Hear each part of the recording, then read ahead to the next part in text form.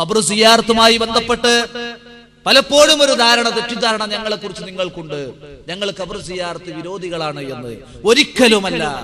ഇസ്ലാമിൽ എന്തിനാണ് ഖബർ സിയാറത്ത്?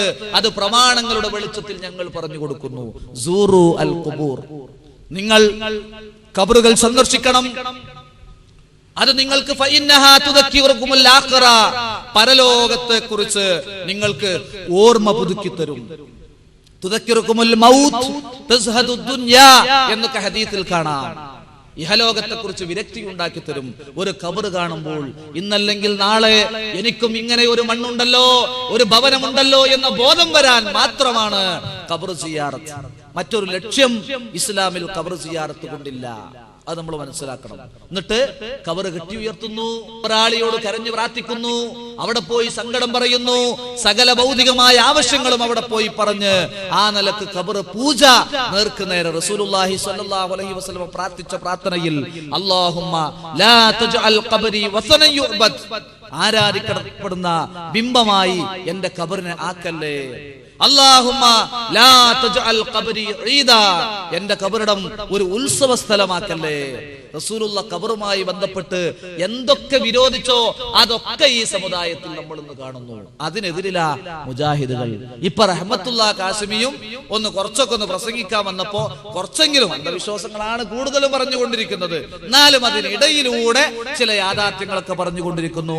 ഖബറുമായി ബന്ധപ്പെട്ട് അദ്ദേഹം പറഞ്ഞ ചില യാഥാർത്ഥ്യം അത് നമ്മൾ ഉൾക്കൊള്ളുന്നതിന് വേണ്ടി നമ്മൾ നിട്ടുതരാണ്. അത് നിങ്ങൾ അള്ളാഹുവിന്റെ ഔലിയാക്കന്മാരെ മഖബറകൾ വരെ കച്ചവടം ചെയ്ത നാടാണ് കേരളവും മലബാറും കോഴിക്കോടും എന്നും ഞാൻ ഈ കൂട്ടത്തിൽ പറയുകയാണ്. നിങ്ങൾ ചിന്തിക്കണം. ഔലിയാക്കന്മാരെ മഖബറ വിൽക്കുക, ഈ കൗമ ഈ നൗമ നന്നാവും. ഇവരൊക്കെ പേരാണ് സുന്നി. ഇവര് സുന്നി അല്ല മനുഷ്യന്മാര്, ഇവര് കച്ചവടത്തിന്റെ പാർട്ടി. ഈ പ്രസംഗം അപ്പവാണി പദാർത്ഥം നടക്കുന്ന സ്ഥലത്തുനിന്ന് പോയി പറയാൻ പറ്റുമോ കാസിമി? ദാറുൽ ഹുദാ കോളേജിന് മുമ്പ് പോയി പ്രസംഗിക്കാൻ പറ്റുമോ? ഖബർ കച്ചവടം രണ്ടോടത്തും നടക്കുന്നുണ്ട്. മമ്പുറം തങ്ങളുടെ ഖബർ വിറ്റുകൊണ്ട് കിട്ടുന്ന കാശ് കൊണ്ടാണ് ഹുദവികൾ ഇറങ്ങുന്നത്. ദാറുൽ ഹുദ എന്ന സ്ഥാപനം നടത്തുന്നത് നിഷേധിക്കാൻ പറ്റുമോ? കോഴിക്കോട് നടക്കുന്നുണ്ട് ധാരണത്. അപ്പവാണിപം പറഞ്ഞില്ല, ഞങ്ങൾ ഇട്ടൊരു അപ്പവാണിപം. അപ്പവാണിപ നേർച്ച, ഇടിയങ്ങര ശൈഖിന് അപ്പവാണിപ നേർച്ച. എന്താ അവിടുത്തെ കോലം? മൂക്കിന് രോഗമുള്ളോന് മൂക്കപ്പം, കണ്ണിന് രോഗമുള്ളോന് കണ്ണപ്പം, കയ്യിന് രോഗമുള്ള കയ്യപ്പം, കാലിന് രോഗം കാലപ്പം, തലക്ക് രോഗമുള്ളോ തലയപ്പം, പല്ലിന് രോഗമുള്ളോ പല്ലപ്പം. അവിടെ നിന്ന് കിട്ടും. പാലുണ്ണിയാണ്, പാലുണ്ണി രോഗം. ചൊറിയൊക്കെ ഉണ്ടാവും, കൈക്ക് ചൊറി വരുമല്ലോ, പുക്കളിലൊക്കെ ചൊറി വരണ ചൊറിയപ്പോ ഒരു മനുഷ്യന്റെ എല്ലാ അവയവങ്ങളാണ്. മനുഷ്യന്റെ എല്ലാ അവയവങ്ങളും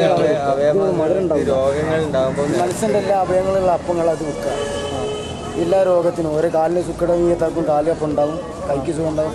ഈ കയ്യപ്പം വാങ്ങും, കൈക്ക് കുരുണ്ടെങ്കിൽ അവിടെ തൊണ്ടന്റെ വേദനക്കൊക്കെ വരണമെങ്കിൽ നെയ്യത്താക്കും. അതാണ് കോയിലപ്പം എന്ന് പറഞ്ഞത്. എല്ലാ രോഗമുണ്ട്, പറയാൻ പറ്റാത്ത രോഗത്തിലും തലവേദനയൊക്കെ വരും. തലന്റെ തലവേദനയൊക്കെ വരുന്നത് അത് നെയ്യത്താക്കുന്നത് തലയപ്പം എന്ന് പറയും. തലയപ്പം അതൊക്കെ മനുഷ്യന്റെ എല്ലാ ഉപയോഗങ്ങളും ഉണ്ടാവും. കണ്ണന്റെ കൃഷ്ണമണിയാ തോന്നുന്നു അല്ലേ? കണ്ണന്റെ കൃഷ്ണമണിയാവും. ഈ പള്ളത്തിലുള്ള മുഴക്കും നെയ്യത്താക്കുന്നതാണ്. ഒരു ഇത്ര മാറിയുണ്ട്. അതിനുള്ള ഒരു വിശ്വാസമാണ് മനുഷ്യന്റെ എല്ലാ. കോഴിക്കോട്ട് നടക്കണ കച്ചവടം, കാശ്മീർ പറഞ്ഞ കച്ചവടം. പളങ്ക, പളങ്കിന്റെ സാധനം ഇതിപ്പോ എല്ലാ കച്ചവടക്കാരടുത്തും ഉള്ള ഇതന്നെ ഇതേ രൂപമാണ്. എങ്ങനെ അതിന്റെ ഇതെങ്ങനെ ഇത് മനുഷ്യന്റെ എല്ലാ ഉപയോഗങ്ങളാണ്. ഈ കാലപ്പം വേണമെന്നുകൊണ്ട് കാലപ്പം ഉണ്ടാവും, കയ്യപ്പം ഉണ്ടാവും, കണ്ണപ്പം ഉണ്ടാവും. മനുഷ്യന്റെ ഈ മനുഷ്യന്റെ എല്ലാ ഉപയോഗങ്ങളും ഉണ്ടാവും. ഒന്ന് മൂക്ക്, പല്ല്, ചൂട് വേദന, ചൂടപ്പം, പല്ലപ്പം, ഇതുണ്ടല്ലോ വെള്ളരി, ഉപ്പ്, ഇതൊക്കെ ഈ പാണ്ഡുരോഗം അങ്ങനെയുള്ള കാര്യങ്ങൾക്കുണ്ടാകും. നമ്മൾ അപ്പോഴും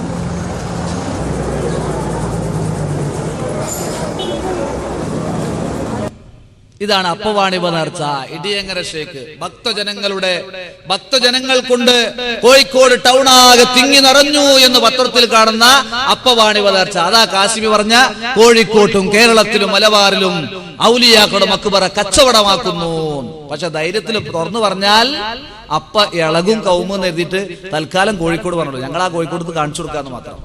ഇതാണ് അപ്പവാണിഭ നേർച്ച. എന്താ പറഞ്ഞ് ഓരോ അവയവത്തിന് രോഗമുള്ളവനെ അവിടെ കച്ചവടക്കാരത്തില്ല. ഓല് വീട്ടിൽ നിന്ന് ഉണ്ടായി കൊടുത്താണ്. കണ്ണപ്പം, മൂക്കപ്പം, കാലപ്പം, കയ്യപ്പം, തലയപ്പം, പുക്കളപ്പം എല്ലാം ഉണ്ട്. പറയാൻ പറ്റാത്തതും പറ്റണതും ഒക്കെ അവിടുന്ന് കിട്ടും. അത് പൈസ കൊടുത്ത് വാങ്ങാൻ ഇടിയങ്ങര ഷേഖിന് നേർച്ചാക്കുക. ഈ ഇത്തരത്തിലുള്ള ഖബർ പൂജ ആര് പഠിപ്പിച്ചു? അഹ്ലുസുന്ന വൽ ജമാഅത്തിലെ ഏതെങ്കിലും ഒരു പണ്ഡിതൻ, ഇമാം ഷാഫിഈയോ നബവിയോ ആരെങ്കിലും പഠിപ്പിച്ചോ? റസൂലുള്ളാഹിയിൽ നിന്നോ സ്വഹാബത്തിൽ നിന്നോ നിങ്ങൾക്കൊരു മാതൃക കിട്ടുമോ? എന്നിട്ട് ഈ അപ്പവാണിഭ നേർച്ചയാണ് ആര് ഉദ്ഘാടനം ചെയ്യുന്നത്? സൈനുദ്ദീൻ മുസ്ലിയാർ ഉദ്ഘാടനം ചെയ്യുന്നത്. സമസ്തയുടെ ആലിമീങ്ങൾ പോയി പ്രാർത്ഥിച്ചു കൊടുക്കുന്നത്. എന്താണ് നിങ്ങൾക്കതിന് തെളിവ്? അവിടെ സുജൂദ്